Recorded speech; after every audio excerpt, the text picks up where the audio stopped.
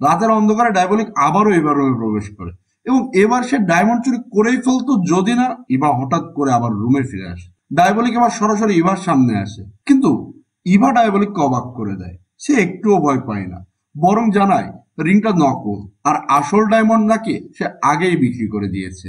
Diabolic ইভার কথা বিশ্বাস করে না। তখন ইভা ডায়াবলিককে সিরিয়াস করতে শুরু করে, কারণ সবার থেকে ডায়াবলিকের বিষয় জানতে পেরে ডায়াবলিকের প্রতি অ্যাট্রাকশন ফিল করে। ডায়াবলিক এতে কিছুটা দ্বিধায় পড়ে যায়।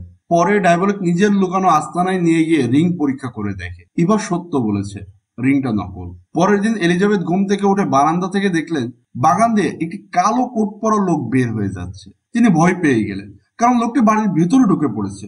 কিন্তু না, দেখা গেল ওয়াল্টার এসেছে। ওয়াল্টার থেকে বোঝাতে চাইলো এলিজাবেথ কিছু ভুল দেখেছে, কারণ সেদিন এলিজাবেথ একটু ড্রিঙ্কসও করেছিল। সকালে ইভা দেখে তার সেই রিং ডায়াবলিক ফিরিয়ে দিয়েছে। সে কিছুতেই বিশ্বাস করতে পারছিল না যে ডায়াবলিক আবার হোটেলে ঢুকে এটা রেখে যেতে